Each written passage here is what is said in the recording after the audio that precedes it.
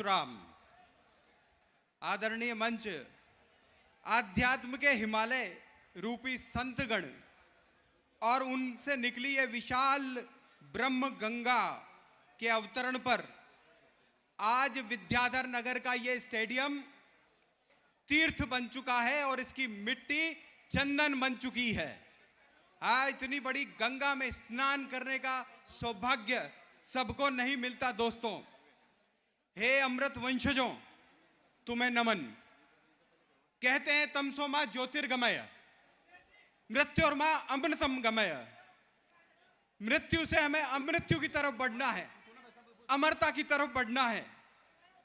क्या है मृत्यु? स्वयं ज्ञानवान, बुद्धिमान, शौर्यवान होते हुए भी कभी लोगों पे तो कभी सरकारों पर आश्रित होना है मृत्यु। जिनके पुरखों ने दंभी घनानंद को, उसकी राजशाही को खत्म कर स्वराज्य का सूर्योदय देश में किया, उनके वंशजों का राजशाही के आगे बेबस होना है मृत्यु। मैं मृत्यु को परास्त करने जा रहा हूं, मैं ब्राह्मण हूं। यह शंखनाद आज विद्याधर नगर से संपूर्ण देश में जाएगा मित्रों। जो दुनिया को आत्मनिर्भरता पढ़ाते हैं, पूरी दुनिया को आत्मनिर्भर होना सिखाते हैं, उनका दूसरों पे निर्भर होना है मृत्यु। मैं आज अमृत्यु की तरफ बढ़ना हूं और आत्मनिर्भरता के संकल्प को दोहराता हूं। 80,000 स्टार्टअप स्वरोजगार 8 लाख लोगों को नौकरी दे चुके हैं। भारत के अंदर किस तरीके से लोग स्वरोजगार की तरफ बढ़ रहे हैं, उसमें सबसे आगे हमारी सवर्ण जातियां और ब्राह्मण समाज है। यह है अमरता।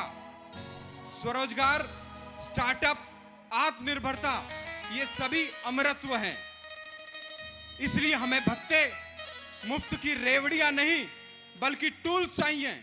वो प्लेटफॉर्म चाहिए जिन प्लेटफॉर्म पे चढ़ करके हम आजीविका के संकल्प को ले सकें। वो प्लेटफॉर्म चाहिए जहां पर हमें स्किल्स चाहिए। हम किसी पर निर्भर नहीं होना चाहते।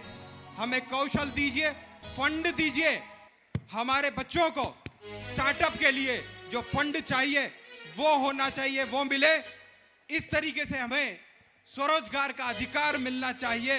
इन अधिकारों को मांग सबसे पहला समाज अगर देश में करता है तो वह ब्रह्म समाज है, ब्राह्मण समाज है। दोस्तों, जो मैं आज आपको जो घोषणा आज करने वाला हूं विप्र सेना के माध्यम से, वो अद्भुत है। मैं इस म्यूजिक को रिक्वेस्ट करूंगा कि म्यूजिक को बंद कर दें। एक ब्राह्मण था, वो शिक्षण और प्रशिक्षण के माध्यम से गांव-गांव में घूम करके अपना पेट पालता था। और उसने एक दिन वो जंगल से गुजर रहा था तो क्या देखता है, एक ऐसी लोमड़ी जिस लोमड़ी के पीछे वाले पांव नहीं हैं, लेकिन वो हट्टी कट्टी है। ब्राह्मण को आश्चर्य हुआ कि ये लोमड़ी हट्टी कट्टी कैसे है, ये तो शिकार भी नहीं कर पाती होगी। अचानक शेर आ गया। शेर आते हुए देख ब्राह्मण पेड़ के पीछे छुप गया और छुप करके क्या देखता है कि शेर आता है, अपना भोजन खाता है और बचे हुए टुकड़े लोमड़ी को दे करके चले जाता है।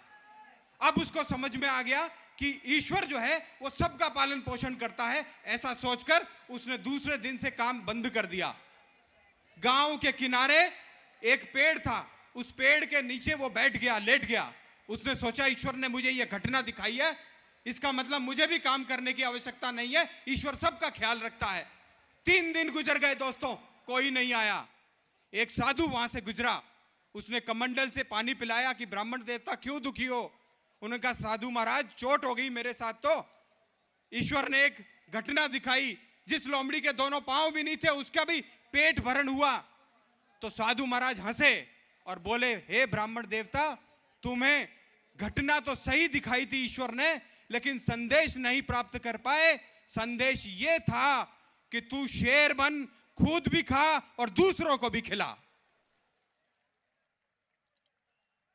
वो ब्राह्मण है जिस पर पूरा देश टकटकी लगा करके देख रहा है।